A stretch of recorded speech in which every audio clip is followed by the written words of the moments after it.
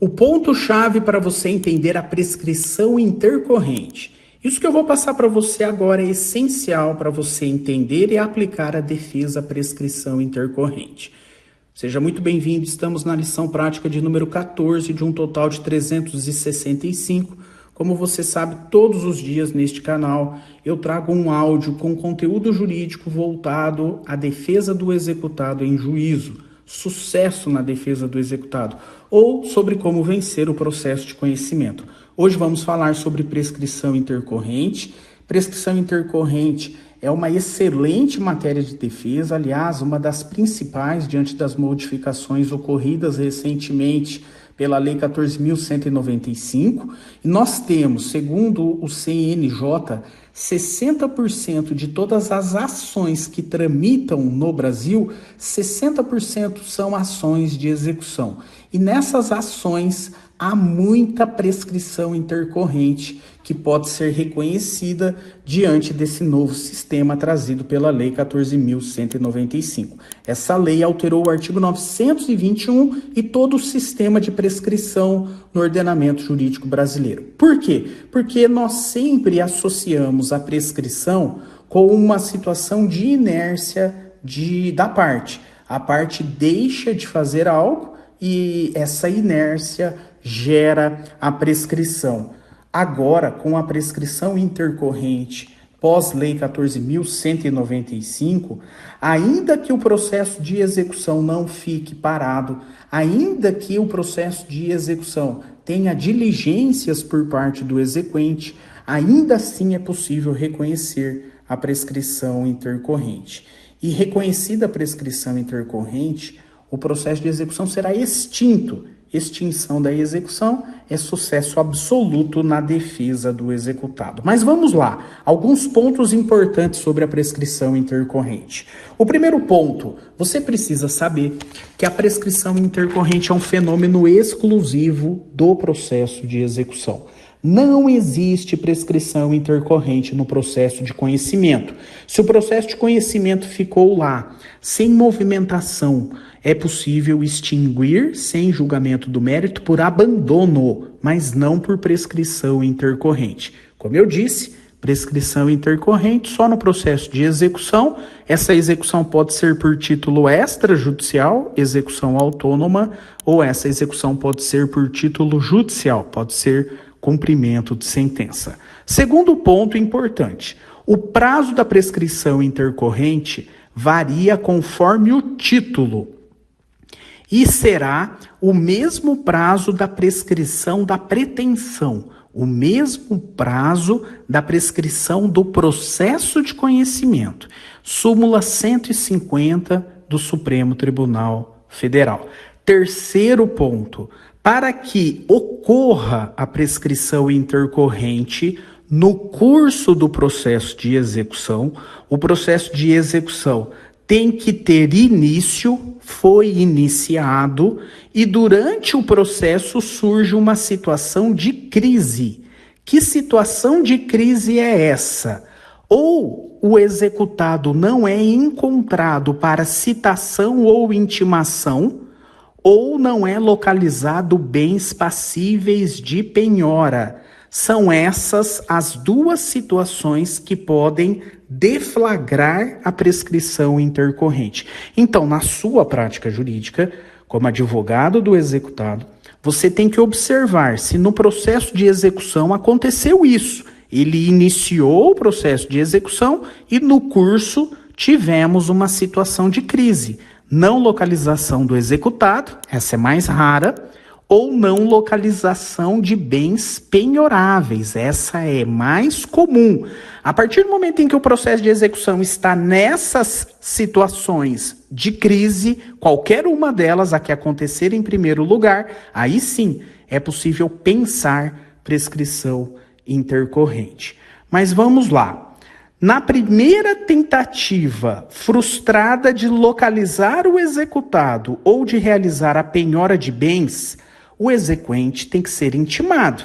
E aqui é que está o ponto-chave para você entender a prescrição intercorrente. Quando que começa a contar o prazo da prescrição intercorrente? Em outras palavras, qual é o termo inicial da prescrição intercorrente? Então, vamos lá. Primeira tentativa frustrada de localizar o executado ou penhorar bens. O exequente tem que ser intimado, tem que ter ciência dessa primeira tentativa frustrada.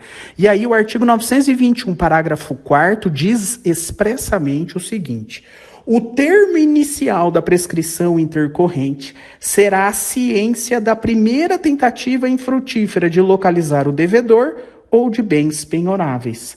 No entanto, o próprio artigo 921, agora no inciso 3, ele diz que suspende-se a execução quando não for localizado o executado ou bens penhoráveis. Logo, você deve entender o seguinte: a primeira tentativa frustrada para localizar o executado ou a primeira tentativa frustrada de penhora, qualquer uma das duas situações de crise do processo, aquela que acontecer em primeiro lugar, a partir do momento em que acontece uma dessas situações de crise, agora o exequente tem que ser intimado pelo juiz da execução para tomar ciência dessa tentativa frustrada.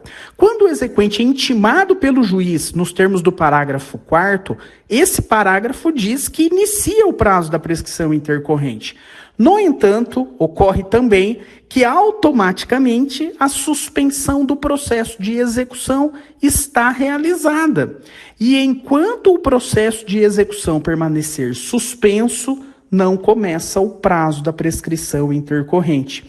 O prazo da prescrição intercorrente ele vai começar, o termo inicial dele, quando o processo de execução não estiver mais suspenso. Então veja, dessa primeira tentativa frustrada, ocorrem automaticamente dois fenômenos. O primeiro fenômeno começa a contar o prazo da prescrição intercorrente, é o termo inicial da prescrição intercorrente. No entanto, como o processo de execução está suspenso, porque esse é o segundo efeito da não localização do executado ou da realização da penhora, quando o exequente é intimado, também estará o processo de execução suspenso. Os dois ocorrem ao mesmo tempo. Inicia o prazo da prescrição intercorrente, mas também suspende o processo de execução. Enquanto o processo de execução estiver suspenso, o prazo da prescrição intercorrente não inicia. Por quê? Porque ele também está suspenso. O prazo que inicia, o termo inicial, ele também está suspenso com a suspensão da execução. Então, essa suspensão do processo, prestem atenção, ela é automática e ela decorre da ciência do exequente da primeira tentativa frustrada de localizar o executado ou de encontrar bens à penhora. A suspensão do processo de execução, nos termos do artigo 921, inciso 3, decorre da lei e não da vontade do exequente. Não é o exequente que pede ao juiz a suspensão do processo de execução por não localizar o devedor ou não localizar ou não realizar a penhora. Essa suspensão automática do processo de execução decorre da lei e você pode extrair isso de um entendimento do STJ consolidado num RESP com efeito repetitivo, o RESP 1.340.533. Esse RESP, ele trata de uma execução fiscal, de uma prescrição intercorrente numa execução fiscal.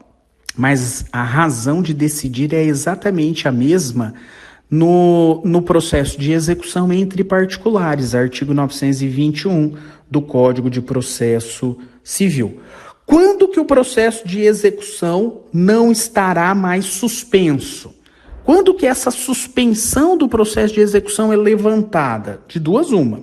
Quando o exequente é intimado da primeira tentativa infrutífera e ele permanece inerte por até 1 ano, durante esse prazo de 1 ano, o processo de execução está suspenso E também não inicia a prescrição intercorrente.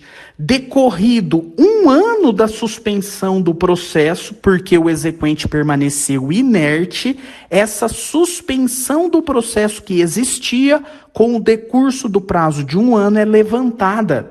A suspensão do processo deixa de existir, deixa de ocorrer, e o processo de execução volta a tramitar normalmente. A partir do momento em que decorre o prazo de 1 ano da suspensão do processo, começa a contar o prazo da prescrição intercorrente. Ou da primeira tentativa, da intimação do exequente, da primeira tentativa infrutífera, o exequente não permanece inerte. A qualquer tempo depois de intimado, o exequente impulsiona a ação de execução. Ou seja, o exequente pede alguma coisa para o juiz. Quando o exequente pede alguma coisa para o juiz, depois de intimado da primeira tentativa infrutífera, aquela suspensão automática que existia deixa de existir. E deixa de existir porque o exequente peticionou no processo de execução. Ele peticionou para uma segunda tentativa de localização do executado ou para uma segunda tentativa de penhora. Quando o exequente peticiona, a suspensão automaticamente do processo de execução que existia deixa de existir, o processo passa a ser movimentado e inicia o prazo da prescrição intercorrente. E agora? Agora esse prazo da prescrição intercorrente que começou, que foi deflagrado, ele não para mais. Ele só será interrompido se houver a efetiva localização do executado ou a efetiva penhora, a depender da situação de crise. Portanto, veja, iniciado o prazo da prescrição intercorrente, depois de levantada a suspensão do processo, esse prazo da prescrição intercorrente, ele agora não depende de inércia do exequente. Ainda que o exequente provoque várias tentativas de localizar o executado ou várias tentativas de penhora, o prazo da prescrição intercorrente somente será interrompido se houver a localização efetiva do executado ou se houver a efetiva penhora de um bem para a garantia da dívida. Iniciou o prazo da prescrição intercorrente, só a efetiva localização ou só a penhora, a depender da crise, irá interromper o prazo. Mas e se decorrer esse prazo da prescrição intercorrente sem encontrar o devedor ou sem localizar bens à penhora? Está reconhecida a prescrição intercorrente. E agora? Agora o juiz vai extinguir o processo de execução fundamentado na prescrição intercorrente, nos termos do artigo 924 do CPC. Mas isso nós podemos também ver em outros áudios, em outras lições práticas jurídicas. E então, até lá. Aproveitem aí esse áudio, esse é um assunto do momento e voltaremos certamente com outras informações sobre ele. Valeu, pessoal, até a próxima.